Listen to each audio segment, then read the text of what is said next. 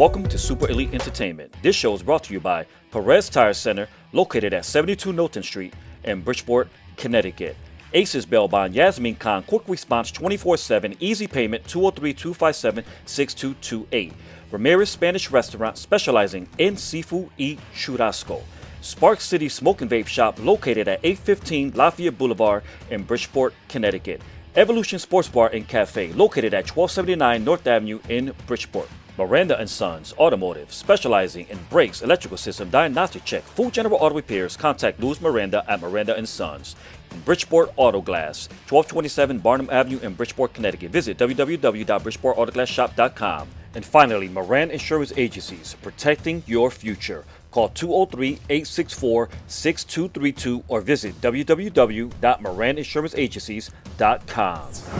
What's up, you guys? I'm your host, Jason Rodriguez from Super Elite Entertainment, and I am here reporting from an amazing site that is right here in the city of Bridgeport, Connecticut. As you can see, I'm standing in front of this property right now. Amazing property owned by State Senator Dennis Bradley, who has graciously opened up his facility and has given it to Mr. the addiction killer himself, Edward Figueroa. As a matter of fact, hold on, George, get over here. Man, you're not going to escape on me. Wait a minute. Look who's here. I have City Councilman from the city of Bridgeport, Connecticut, Mr. George Cruz here. How you doing, George? I'm doing good, my brother. Yeah, come on this way, George. I want everybody to see you real quick. So, listen, we just sat through an amazing encounter. Absolutely. Edward Figueroa, Warriors Empowerment Program, right here, Clinton Avenue in the city of Bridgeport. Listen, you sat there as a spectator. You sat there as a person. And you know what? I myself am here because I need help. That's right. Right? That's right. And so what do you think about the unveiling of Warriors Empowerment Program? You and I were honored to be a part of the first program that just took place here this morning, Sunday morning, right here in the city of Bridgeport, Connecticut. I left my home during the Patriots game. I left my home during the Patriots game. I don't normally leave my house when my New England Patriots are playing. They're playing the Raiders. But I came here, Brother Jason, because what Edward Figueroa is beginning here is about recovery. It's about empowering individuals who are still struggling with the disease of addiction like I was 18 years ago. And I feel honored that he invited me to come for his opening. And I was blessed, I was inspired, and I was empowered by Edward's message. Very, very powerful. How he overcame many of his challenges, the disease of addiction or the challenges that he faced. And I was honored to sit around the brothers and sisters that was there today. And I'm looking forward to be here many, many more Sundays again. I just hope that the Patriots play later instead of 1 o'clock. But it was pretty awesome, man, and I'm glad that Edward invited me. Yeah. And, sometimes things get in our way and there's obstacles to get here, but I thank God that I was able to be here to witness such a great event. I was able to see men and women sitting there who have overcome their addiction, whether it was heroin, crack cocaine, whatever the case may be. They overcame their addiction.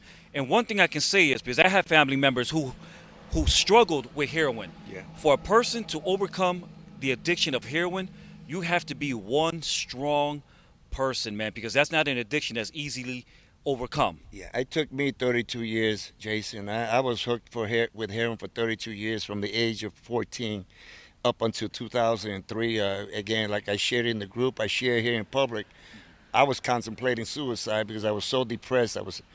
When my wife of 18 years told me to get out because of my disease, I fell into a deep depression that I felt that I wasn't worth living no more.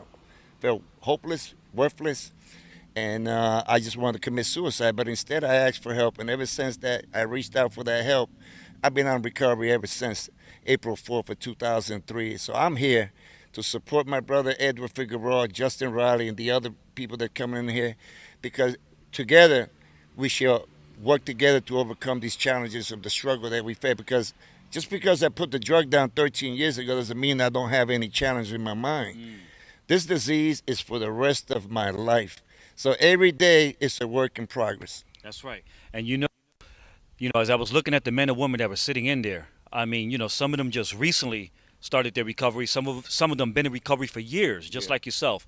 But like you said when you were in there, 13 years under your belt of recovery doesn't mean 18 years. I mean, still doesn't mean anything because, you could be driving down the street and that demon can always try to deviate you from Absolutely. what it is that you've been, Yeah. you know.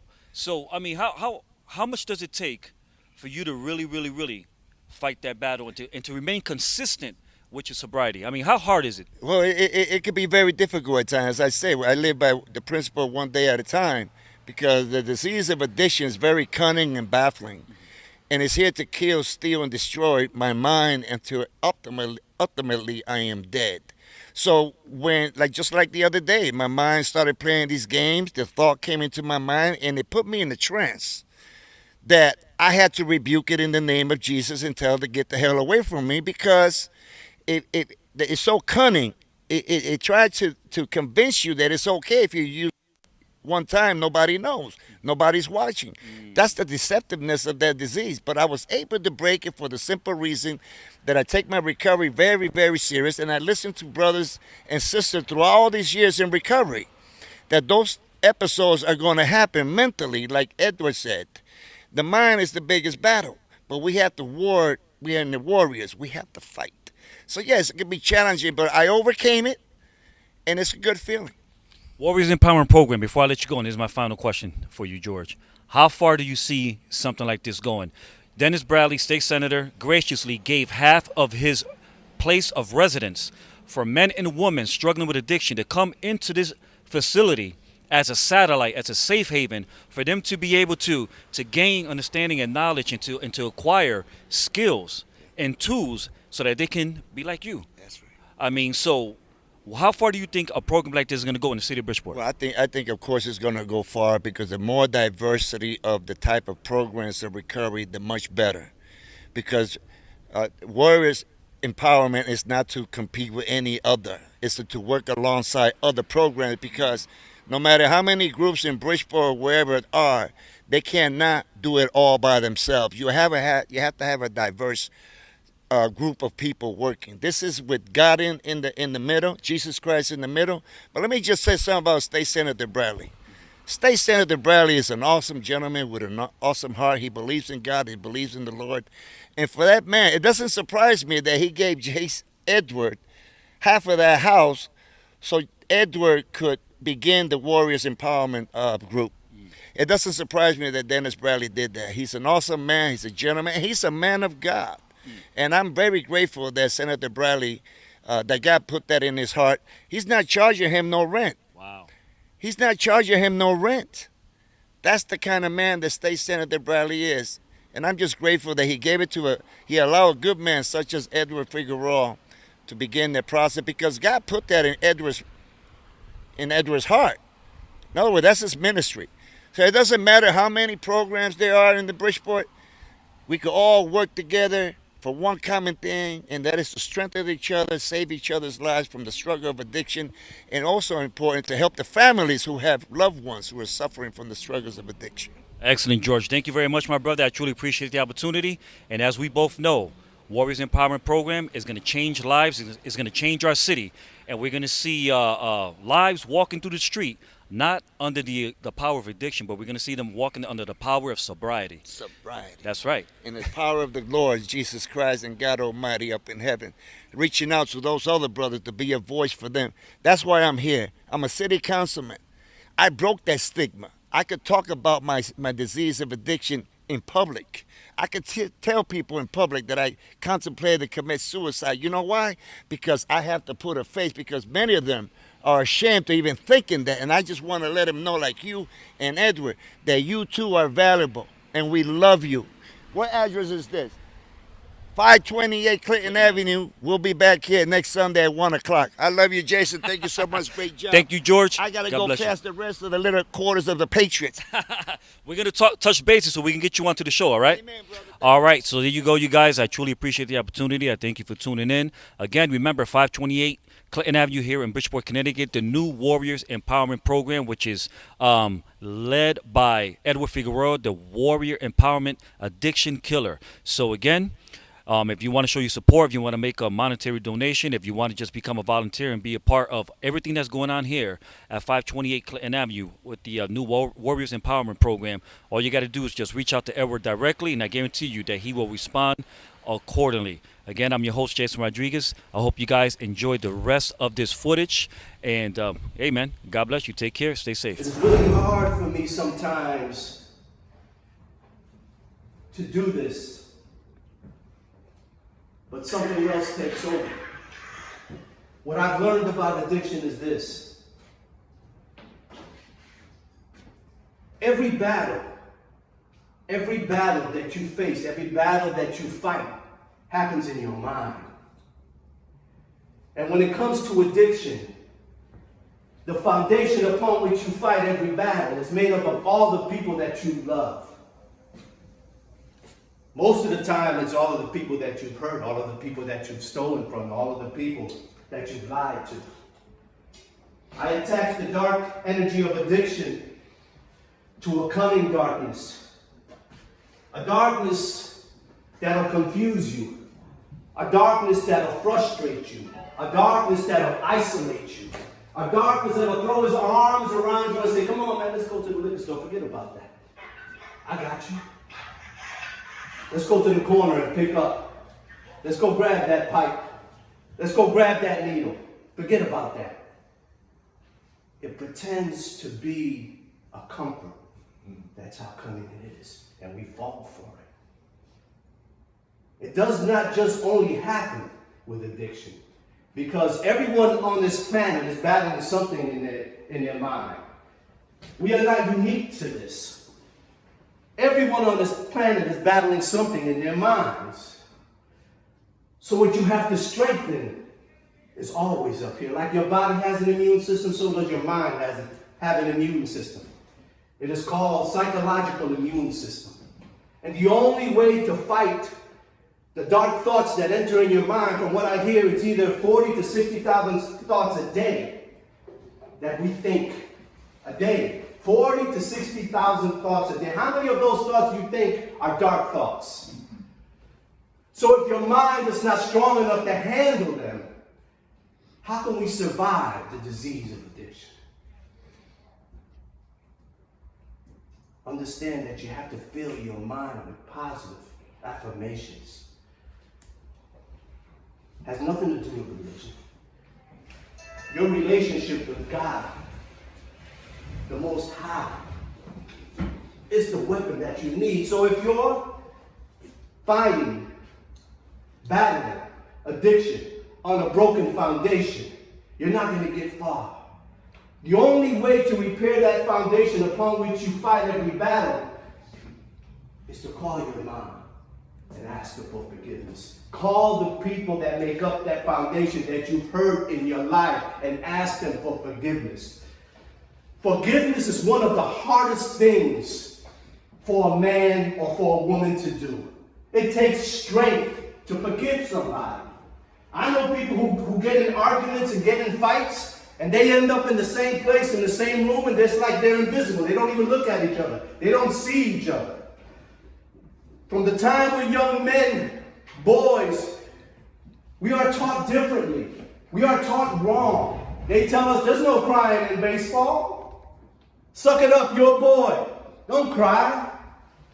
And then by the time we're teenagers, we're holding and harboring the weight of the world on our shoulders. And it doesn't do us any good. Learn that true strength comes from going to someone that you had an argument with. Going to a mother that you stole her credit card and maxed it out. Borrowed the car from your brother and crashed it all up.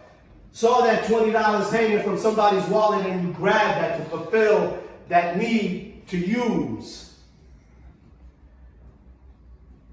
If you want to fight addiction effectively, you have to repair that foundation upon which you fight every battle. That foundation is made up of all the people that you love. You start by asking them from your heart. Although they've heard it time and time and time again, I'm sorry, I'm sorry, I'm sorry.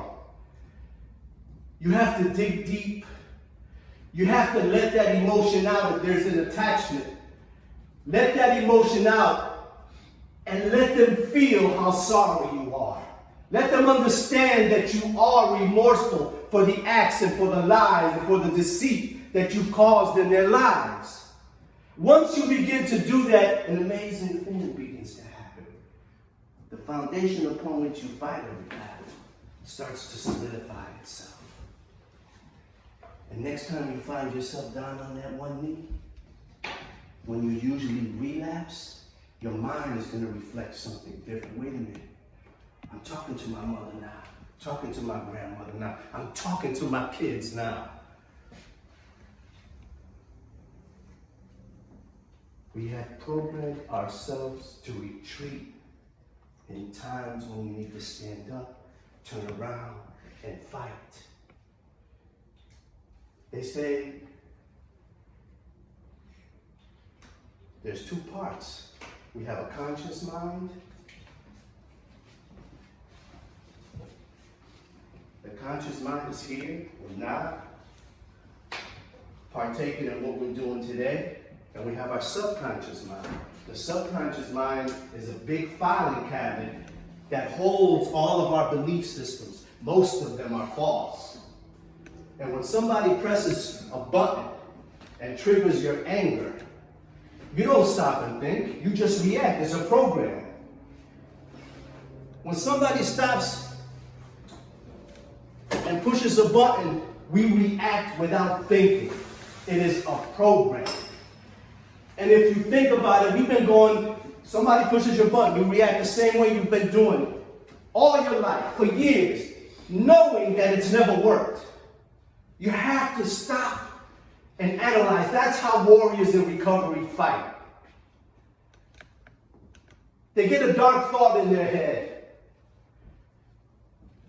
If they're fighting on a solid foundation, they illuminate the face of somebody that they love dearly.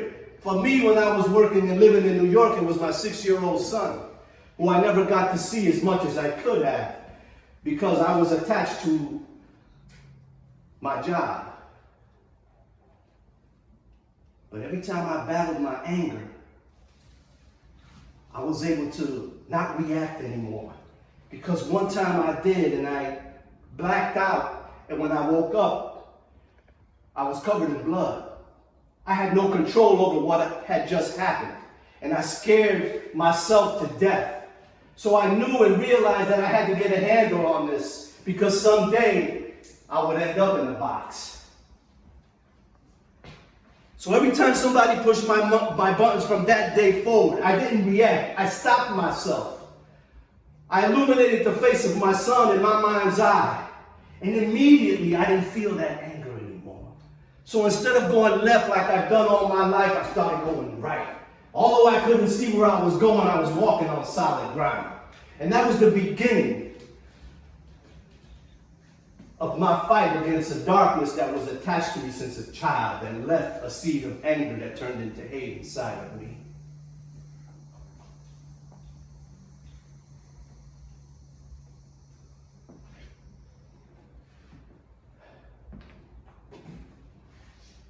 We go through life living and being directed by our subconscious mind. How many times you drive by a park, you drive by the water, the beach, you take a walk, and you're not even looking you're not even admiring the water, you're not looking at the flowers, you're not grabbing your girl's hand or your son's hand or your friend, walking with them and enjoying the now. How many times do we do that? I'm from Bridgeport. I go to Seaside early in the morning when nobody's there. You know how many times I see people like going 50 miles an hour across the road there, the water and the sand is right there?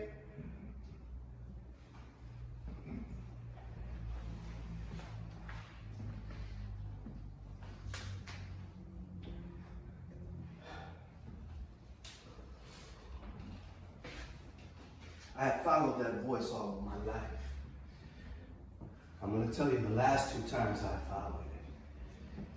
From 1999 to 2014, I worked at the largest printing company in New England, in state-of-the-art pressing, running a printing press, 6 colors with a coder.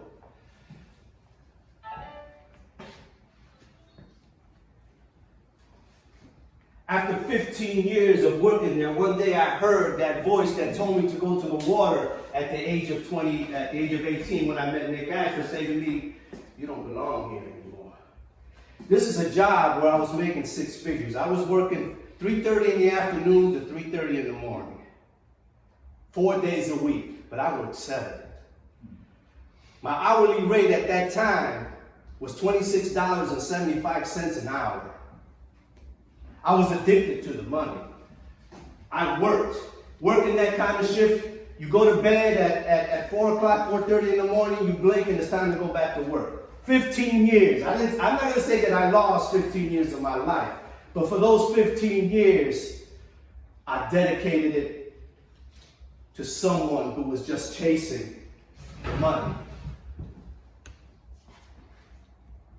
And one night, 15 years later, the voice said to me, "You don't belong here anymore." I didn't have another job. And I didn't give it 2 weeks' notice. I grabbed my lunchbox. I went into the locker room, put on my civilian clothes, and I walked out of there. Till this day, the owner of that company still sends me Christmas cards, still calls me to check on me, "How you doing?" Because for the 15 years that I dedicated to that company, I worked my ass off. And I took pride in everything that I did. It was 3 shifts, so when the guy came in after me, he was already set up. Your paper's in, the inks are in, the plates are hung, all you gotta do is hit that button and run. I always tried to treat people with respect, even those who didn't like me, because I realized the power of goodness.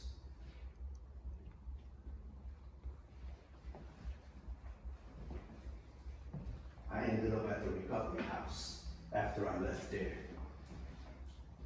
I'm not going to say that I didn't know anything about addiction, because it's been around me all my life.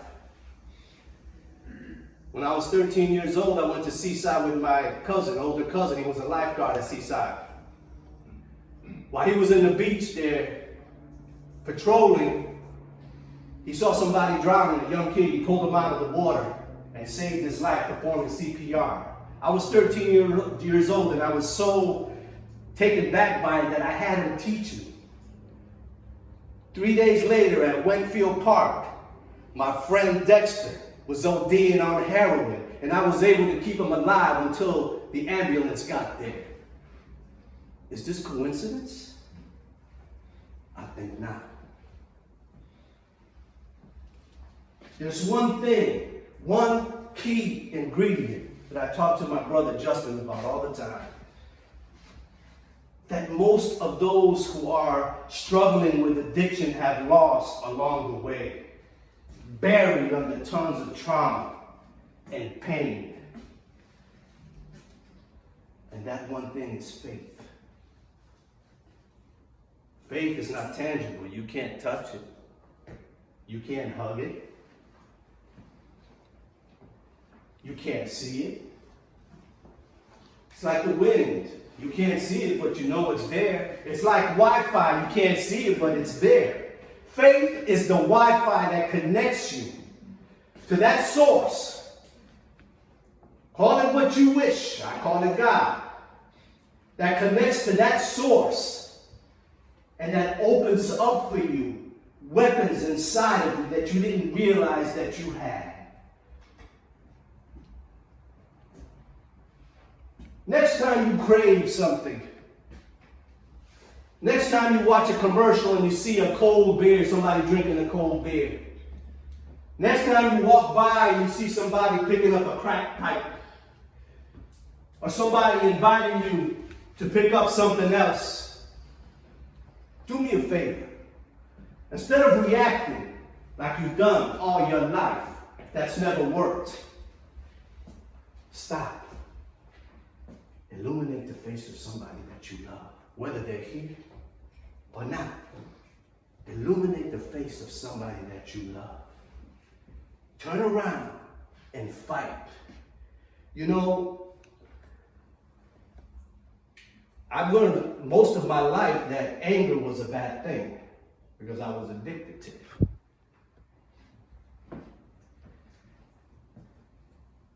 But anger is a good thing when you're fighting addiction.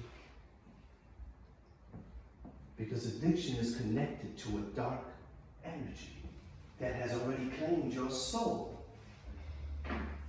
And it won't stop comforting you, talking to you, being your friend until it kills you. So next time that happens, understand where you are. Your mind, you're in the darkness in your mind. And yeah, I want to go. I feel like I got to do this. Oh man. You're in the dark. So what do? You illuminate the face of somebody that you love. You call on that higher power with your faith. And when that voice tells you, come on, let's go over there and smoke that crack. Fuck that. Let's go over here. And turn around. Instead of retreating like you programmed yourself to do, turn around and say, fuck you. I'm not doing that. I'm not going there. And live to fight one more day. I'm not asking you to fight 3 weeks, for 6 months, for a year, for 7 years from now. I'm asking you to fight for one day at a time. Those days add up to weeks. Those weeks add up to months. Those months add up to years. Understand how to fight. Because I truly believe that those who are struggling with addiction are the strongest human beings on the face of this planet. The strongest human beings on the face of this planet. All that you have survived, all the trauma and pain that you have been through in your life, and you're still here. Why? Because there's a purpose for you in this life. There is a purpose for you in this life. And nobody is stronger than you. If I was a king, and I was looking for an army, I would say bring me everybody struggling with addiction. Because they've been through the fire, and they still surviving. Don't let anybody look down on you. Don't let anybody prejudge you. Feel sorry for them. Pray for them, because they could not walk a day in your shoes. Battling like you battle day in and day out. That dark energy pounding inside your mind, telling you this, sending people to frustrate you. Illuminate.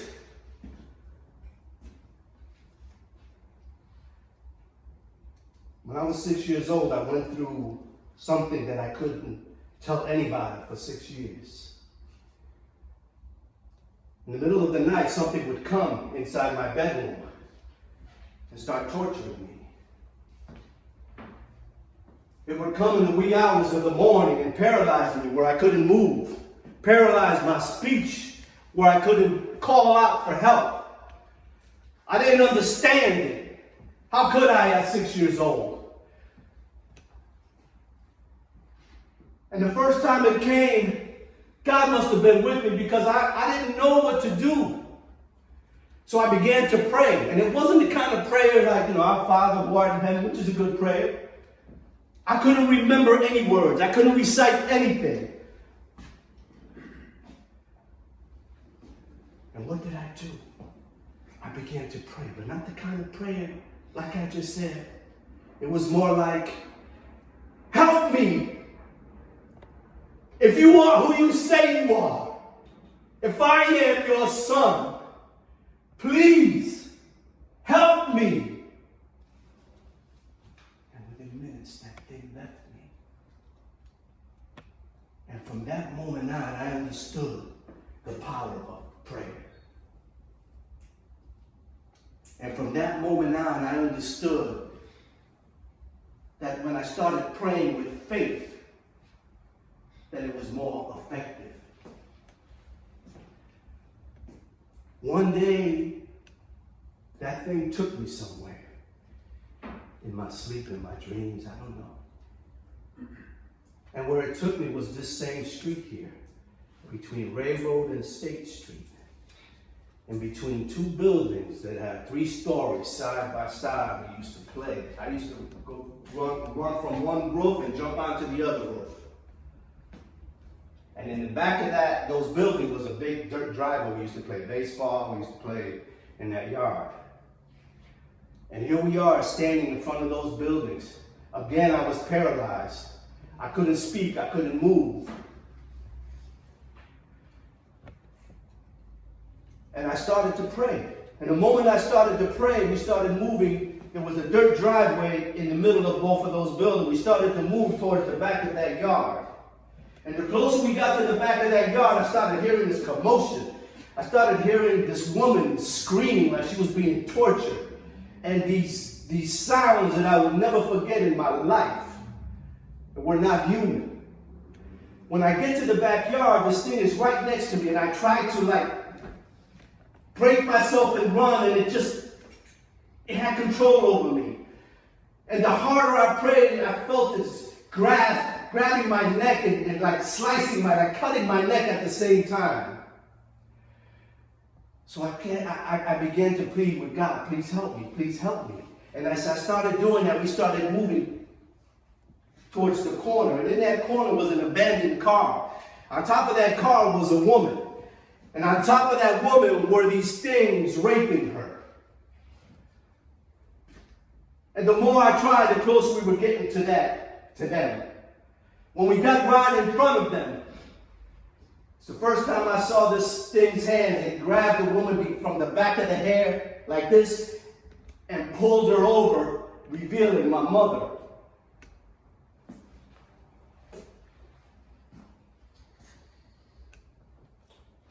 I can't tell you what I was feeling. I just knew what I had to do. Pray hard. And as I began to plead with God to please help me, I woke up in my bed. 8 years old at that time. It started at 6. I was about 8 years old then. I ran out of my bed. I ran into the bathroom. I turned on the light, and I started washing my face with cold water, trying to wake up. When I looked in the mirror, I saw scratches from one end of my neck to the other end of my neck. Was it a dream or was it not a dream? Was it a dream or was it not a dream?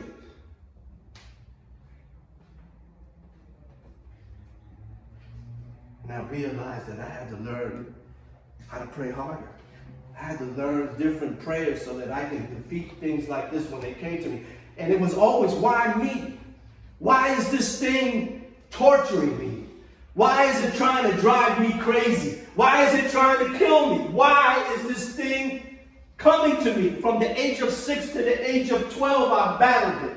And I didn't understand why until 6 years ago when I was standing in the basement of the McCullough house. I was a supervisor there at Dual Diagnostic Recovery House. And I was in that basement doing my Warriors Empowerment Group. It knew that I would be doing this. Amen. That's why it was trying to take me out. So when I say to you, if you want to effectively fight this, first prepare the foundation upon which you fight every battle. No matter how hard it is asking those who you've hurt, lied to, taking years of life away from them, ask them for forgiveness from your heart. Once you've done that, it doesn't matter whether they believe you or not. It's your act of faith. All that emotion, let all that emotion out. And if there's tears attached to it, let that flow. Let that out. And you don't have to say anything else anymore. You don't have to say another word again. Because every day clean speaks volumes. Every day clean speaks volumes. You are stronger than most people on this planet. Stronger than most people on this planet. It's time for you to learn how to harness that strength.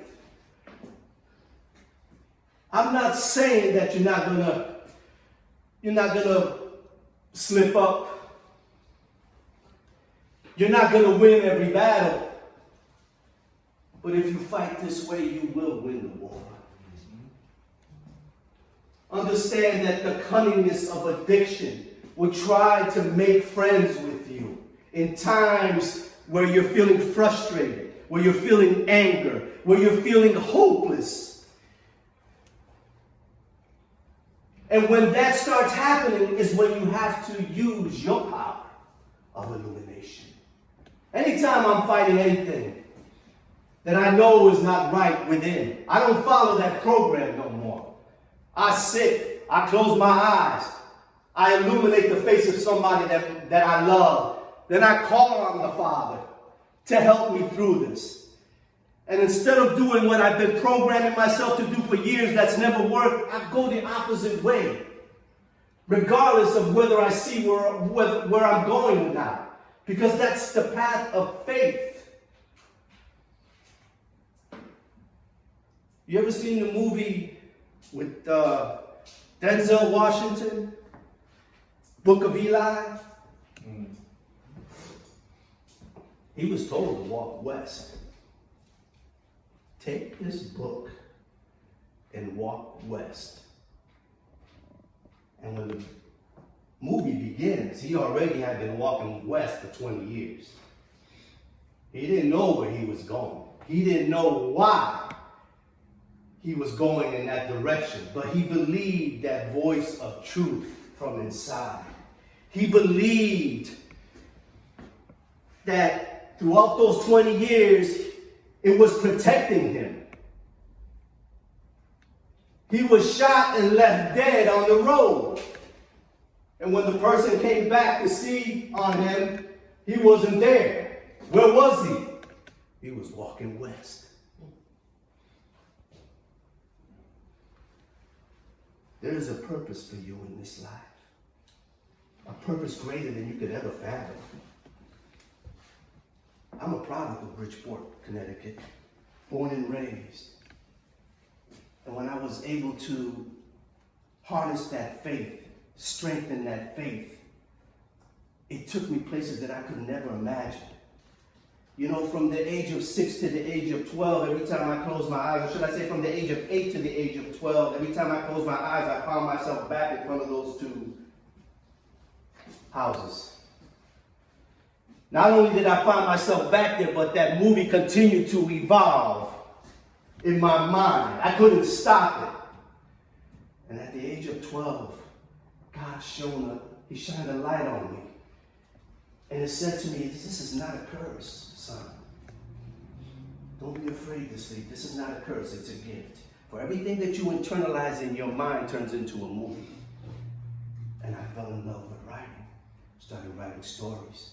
Started writing songs. Everything that I've written in my life was always to a movie in my head. Once I plant that seed inside, I can't stop it. It just continues to grow. So that darkness, that dark thing left inside of me that he thought was going to destroy me sooner or later, turned into a passion and turned into my greatest gift. And when I heard that voice at 18 and I went to see Sir and I met Nick Ashford,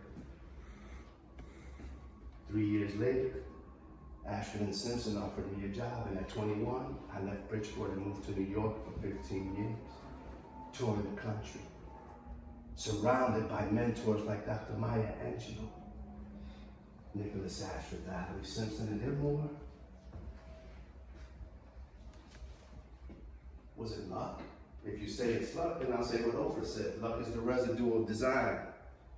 I say it was faith because I listened to that voice. I believe that that gift that God gave me, with that gift that I would be working with the best. From the age of 6 to the age of 21. Once I discovered that gift, I knew it was for a reason. I knew he gave it to me for a reason. And it was that faith that led me to my destiny, working for Ashford and Simpson. Some of those most amazing experiences in my life were because of that faithful journey. I believed it. So like I believed in that, you can believe that you don't have to touch another drug ever again in your life.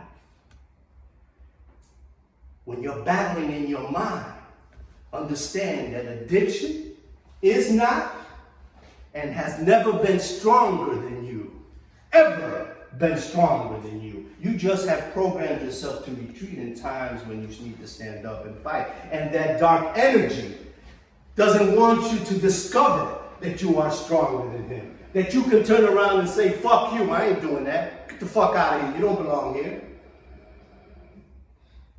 If addiction is a dark energy, and it's hard for you to fight it, put a body on it. If somebody was coming up to you, pushing you, and telling you what to do, you wouldn't allow that to happen. The same thing for addiction. Don't allow him to comfort you, to lie to you, to use you, to make you do things that's going to make you relapse. Stand up to it because you're stronger. Don't run from it anymore. Turn around and say, fuck you. The foundation upon which you fight every battle, repair it. Solidify that. And in any time of weakness, you're fighting on a solid foundation and you illuminate the face or the faces of the people that make up that foundation, you got a fucking army. And if you can't fight for yourself, fight for your mother. Fight for your grandmother. Fight for your son. Fight for your niece and your nephews. Illuminate their faces and see how things change in your mind. Next time you get angry, illuminate the face of somebody that you love. Immediately, you're going to tell me that you don't feel that angry anymore. And instead of going left like you've done all your life, you can go right this time. That's an act of strength. Anybody can pull the trigger. Anybody can turn around and assault somebody. Anybody can turn around and punch somebody in the face. Anybody can get their ass kicked and go and grab a gun and grab 10 guys and come back. Anybody can do that. Anybody cannot go to work. Anybody cannot go to group. Anybody can do that. Try to ask somebody for forgiveness. See how hard that is. Say it with your soul. Let them believe the words that are coming out of your mouth. And if there's an emotion attached to it, let it out. That's strength. That's true strength. I can bench press 200 pounds. That don't make me strong. We've been confused. We've been taught differently. What makes a true man, the sign of true strength is doing the things that are hard to do, like ask for forgiveness, like turn the other way. If you're fighting for your life, you're defending somebody, that's a different story. You got to do what you got to do. But understand that cunningness of addiction is going to send people to you to frustrate you. Right? You got a social worker on the line. Oh man, I got you an apartment. You got this apartment that's right on the corner of this, and you're looking forward to that apartment. A week before that, you get that apartment, it falls through. And your mind starts working and starts telling you, oh, fuck that. Fuck that. Let's go to the corner. Fuck it. Let's go to the house. Fuck it. Let's pick up. Fuck it. Not understanding that if you work through that. I had a guy at the recovery house that happened to. And he was ready to leave the recovery house. He was ready to go and get high. Nobody could contain him. I worked second shift. I came in on second shift. And I talked to him for about an hour. And he stayed. The next day, he got a call from the social worker that he had a job that was across the street. I mean, an apartment that was across the street from the job that he had. Imagine if he would have left that night. Right into the darkness hands. It is very easy to follow the same path that we've been following all our lives. But understand, it is easier to stop that program by just filtering your thoughts, by illuminating the face of somebody that you love, by understanding that because you're not in the box right now, that there's a purpose for you in this life, because this is one of the darkest killers of the country. You shouldn't be here. Everything is laced with fentanyl. And to simplify that, I'll tell you this. You go to a bakery and you buy a chocolate chip cookie. You take that chocolate cookie home and you have it and you say, oh my God, this is delicious. I got to go back to that bakery to get some more. So you go back to that bakery, not realizing that the cookie that you had the day before had 4 chocolate chips in it, chocolate chips representing fentanyl. This one that you bought has 6, 8 chocolate chips in it. You can't measure it. And what happens when you take that?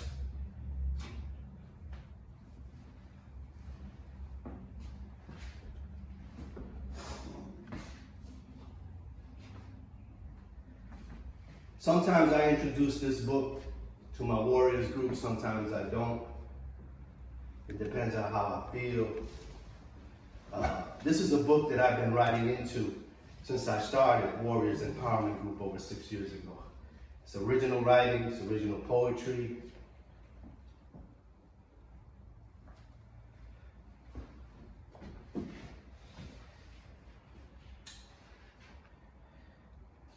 And it's called Breaking Free from the Shackles of Addiction. Every time you are tempted to react the same old way, ask yourself, do I want to be a prisoner, a slave, or do I want to pioneer my new future? A future that challenges me to overcome my darkness. A future that opens the door to real happiness. A future that not only I can be proud of, but all those who love me can be proud of, whether they are here on earth or watching me from above.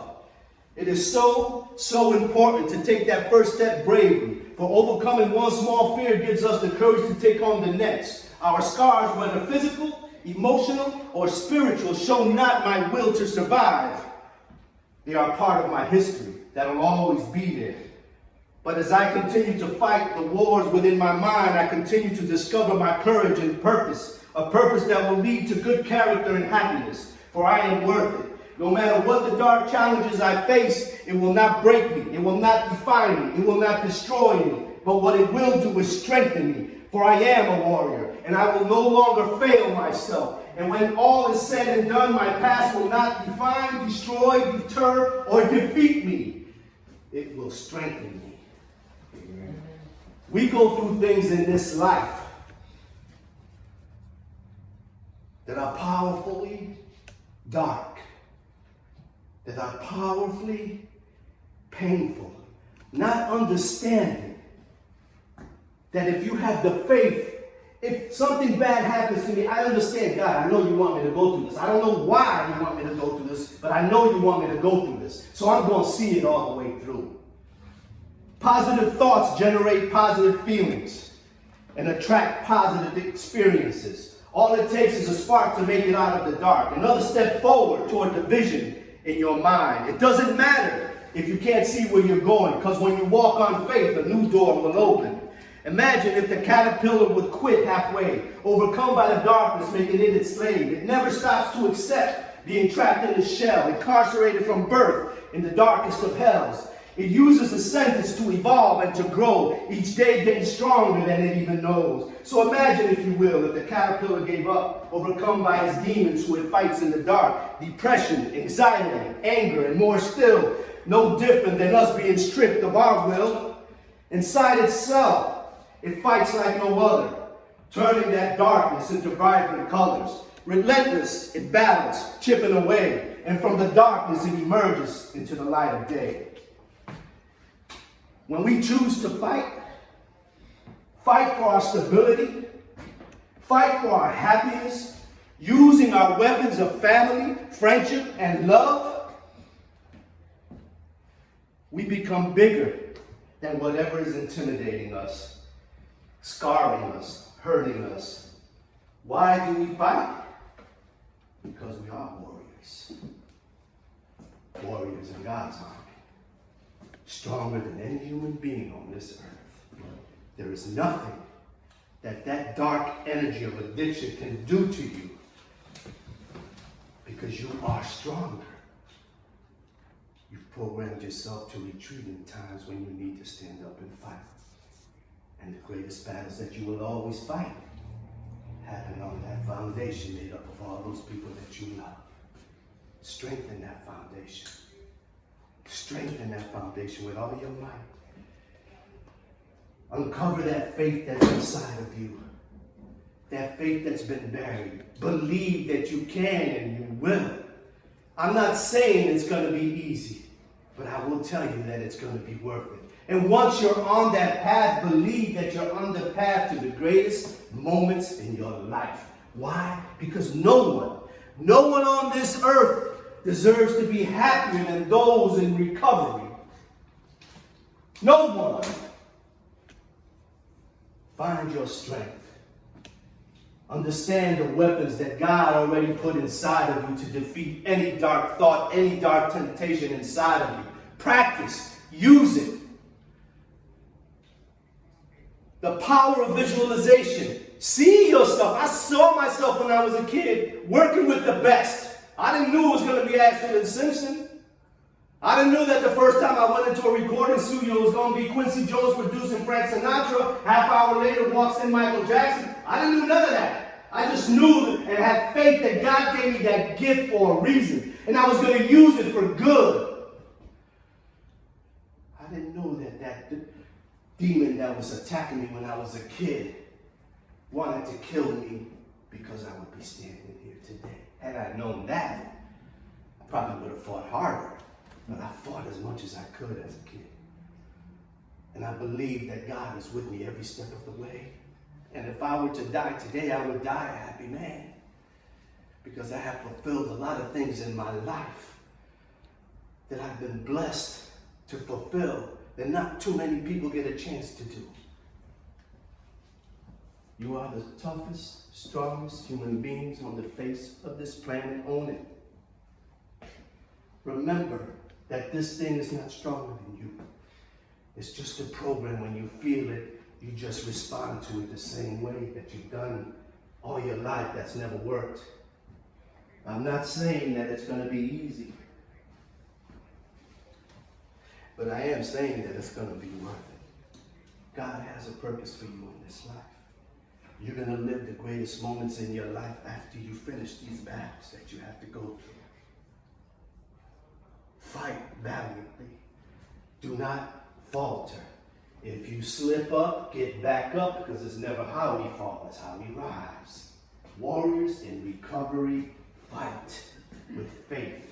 Warriors in recovery fight with self-love. Warriors in recovery listen to people who are trying to help us. Understand that even today is a part of your journey.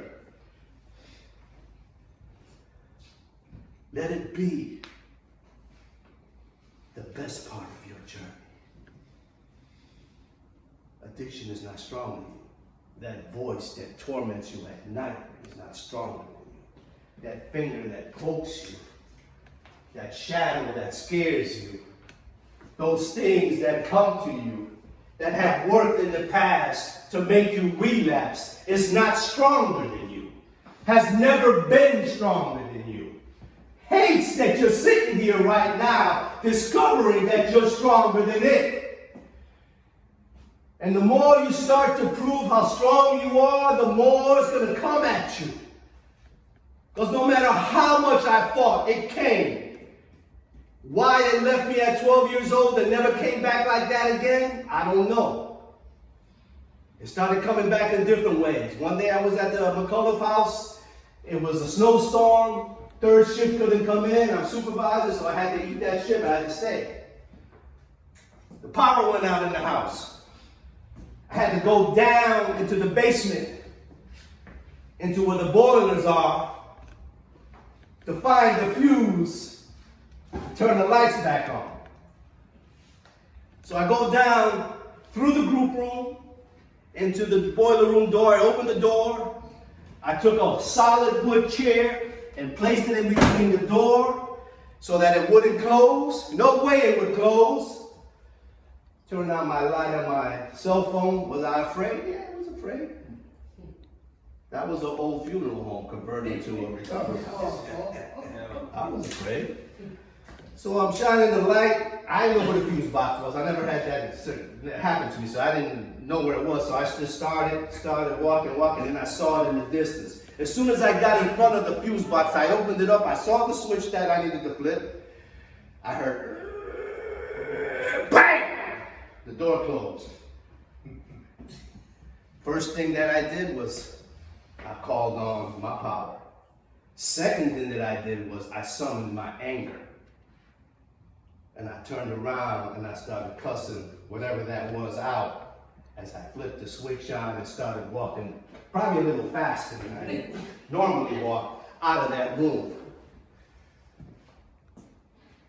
But understand that every single person on this planet has within him what it takes to defeat anything.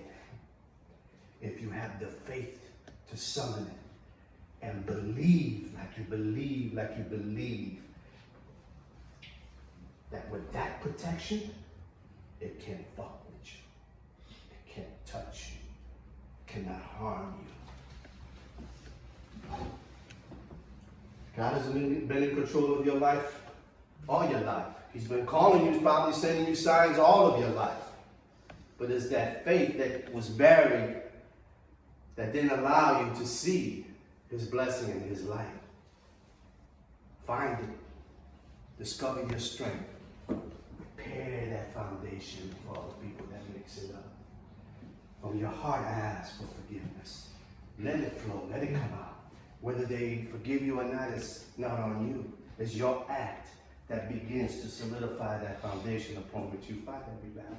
And then after that, everyday clean speaks volumes. It's okay for you to use anger in a positive way. When the addiction and that craving starts gnawing at you, get angry at it. It's trying to kill you. It's trying to lead you to your demise. It's trying to kill you. So why not get angry at it? It's all right. I did it in Walmart one day. I was in Walmart, and that boy started talking to me, and I turned around and said, "Fuck you. I ain't doing that." And the next minute, aisle 13, was a crazy person on aisle 13.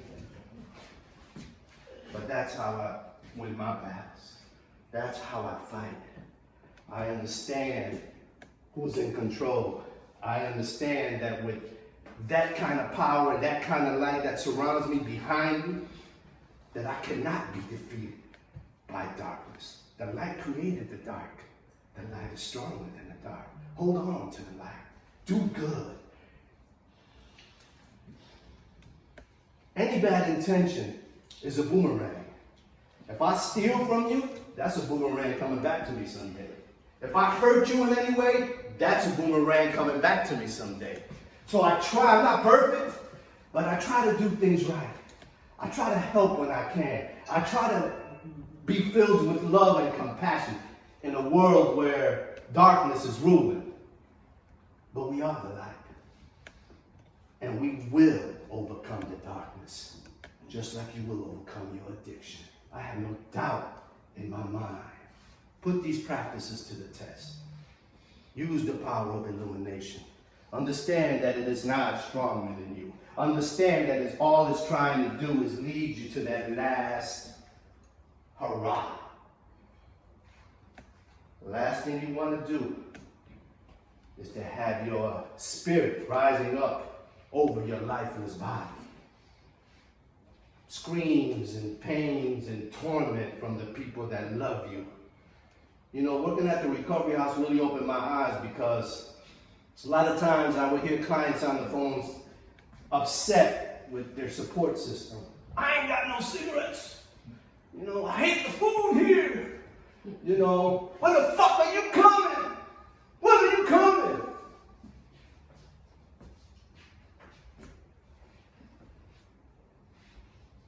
And I made them realize that that's your power. You are blessed to have that.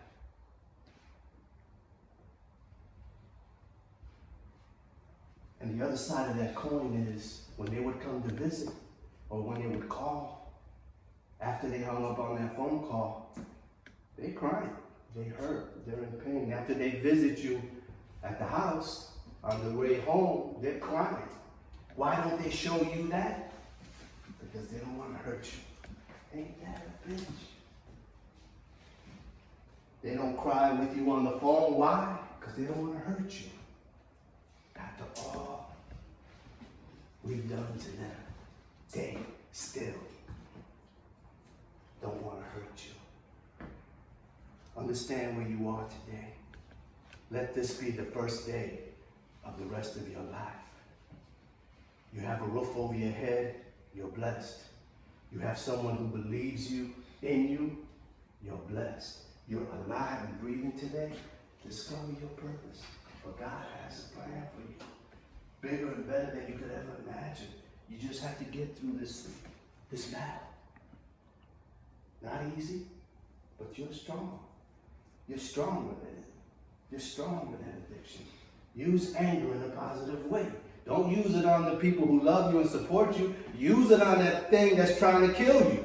Every time it comes for you, turn around and get angry and say, no, I'm not doing it.